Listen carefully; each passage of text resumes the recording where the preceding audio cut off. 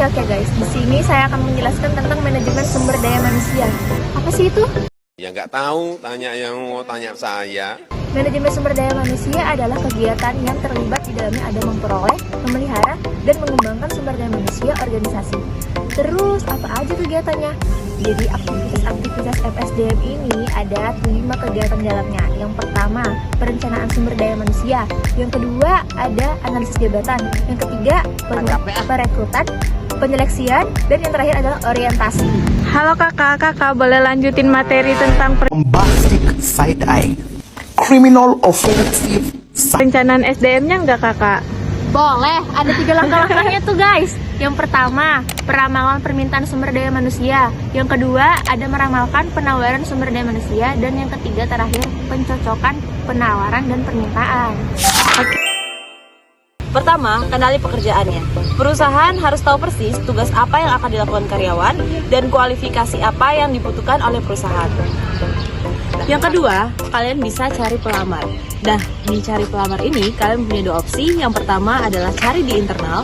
Kalian bisa mempromosikan karyawan yang sudah ada.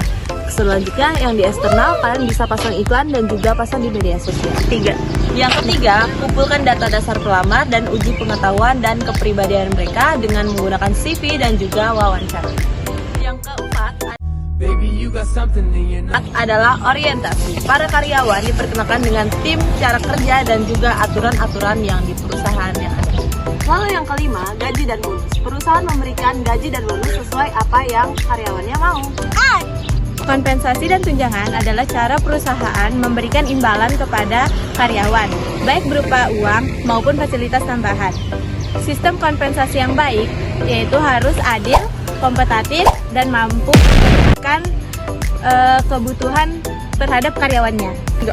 3 tujuan sistem kompensasi. 1. Membuat karyawan menjadi betah. 2. Menarik karyawan yang berkualitas. 3. Memberikan motivasi terhadap karyawan. Tunjangan karyawan. Ketiga guys, yang pertama bentuk kompensasi tidak langsung yaitu berupa cuti, asuransi, pensiun, dan lain-lain. Yang kedua ada rata-rata 30% dari total kompensasi. Yang ketiga ada tunjangan wajib dan tunjangan tambahan yaitu berupa gym, makanan, daycare, kesehatan, dan rekreasi. Pelatihan dan pengembangan merupakan hal penting, terutama di awal karir maupun secara berkelanjutan.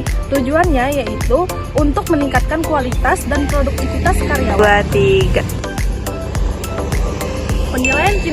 Penilaian kinerja adalah proses mengevaluasi pekerjaan karyawan untuk mengukur kualitas dan produktivitas pekerjaan mereka. Tujuannya adalah untuk menilai, memberikan dasar kepuasan manajemen sumber daya manusia seperti promosi, pemecatan, dan juga pemindahan karyawan.